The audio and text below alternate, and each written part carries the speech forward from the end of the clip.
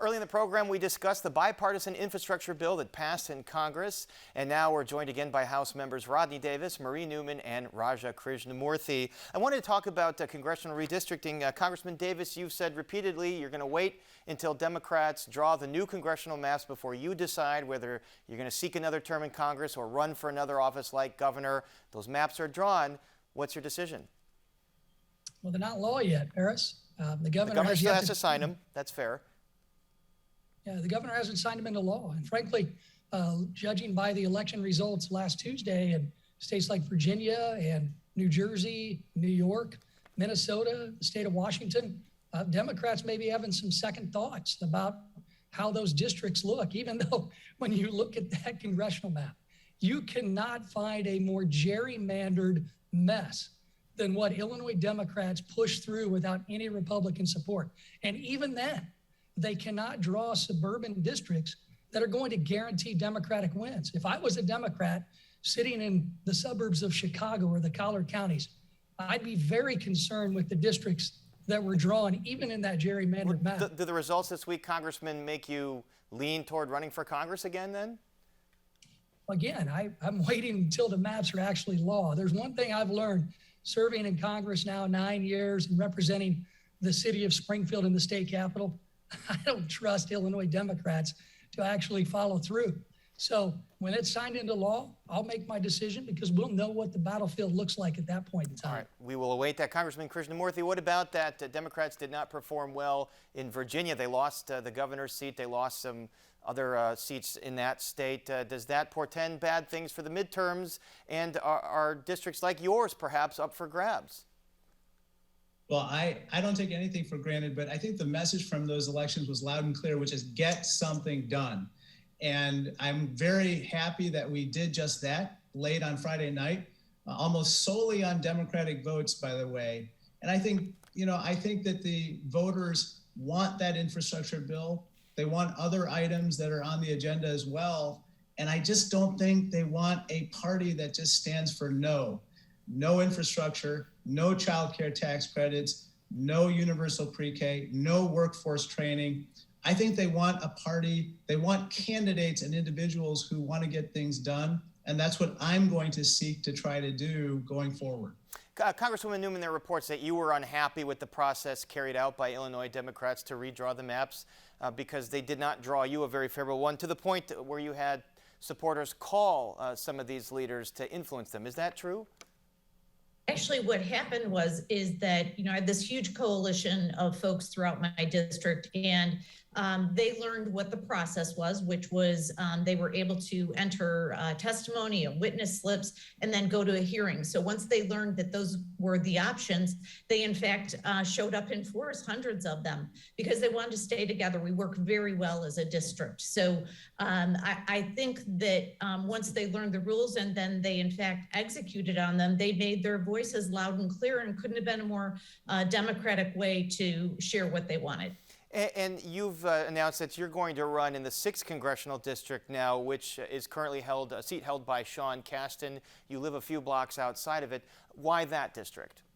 Let me explain. So Illinois 6 is a brand new district. It is not the old Illinois 6, which stretched out to the very far western suburbs. This new district is about 50% of my district, my current Illinois 3 district, coupled with a small portion of Sean Casten's district, about 20%. And the remaining 30% comes from Mr. Quigley's district, as well as Bobby Rush's and I believe some of Raja's. So it all comes together to create a brand new district called Illinois 6. So Mr. Casten and I are actually running in a brand new district called the new Illinois 6.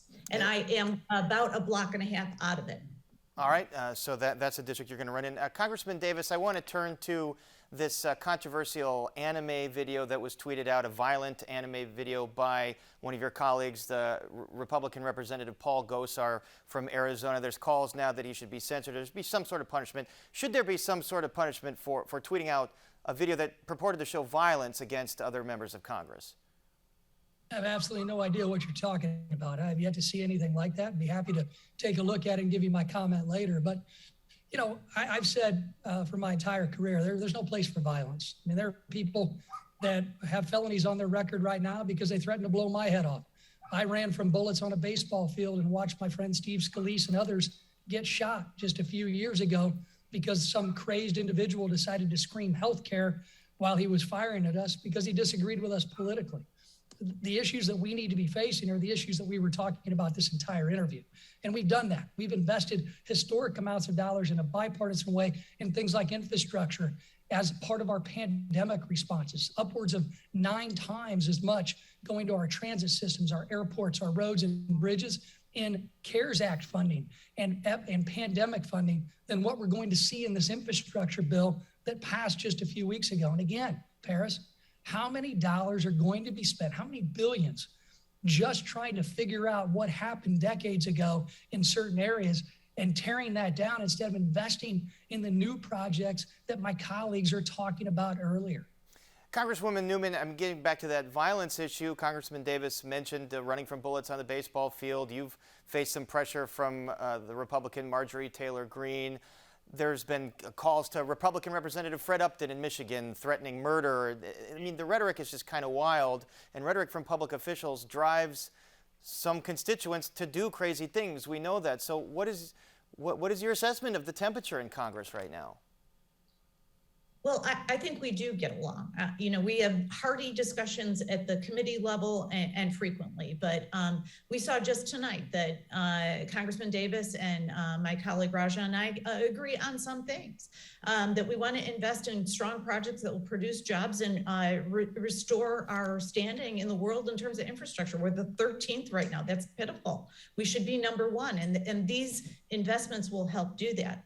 I think that there are very effective discussions that happen all the time. And sometimes it's in the tunnel, sometimes it's having coffee, but those aren't the things that the media likes to report on all the time, right? They like the drama. So tensions do run high, but overall, I think that we have good discussions and we learn from one another. So I'm not as pessimistic as many. I'm more optimistic that we can continue to have good discussions and probably strong debates and sometimes raise voices, but we get there. And Congressman Krishnamoorthi, I want to ask you, there are more subpoenas today issued by the January 6th Select Committee.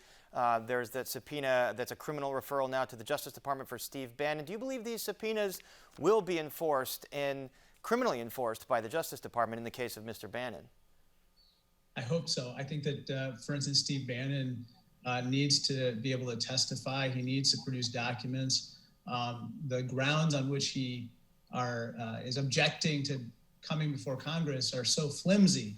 Namely, he's claiming executive privilege, even though he was not an employee at the time of supposed privileged conversations with the president. He was not an employee of the government. And in any case, executive privilege is always invoked to protect our national security. And in this case, invoking it to protect conversations about insurrectionist activities is anything but protecting national security. So the DOJ needs to enforce that subpoena. Mr. Bannon needs to produce documents in his testimony. And I think that we need to get at the truth. I think that's what the American people want. They just want to know what happened in the lead up to January 6th, what happened on that day, and the aftermath. And this is very essential for our democracy, in my opinion. We're going to have to leave it there. Our thanks to Representatives Rodney Davis, Marie Newman, and Raja Krishnamoorthi. Thank you all for being here. We appreciate it. Thank you so much.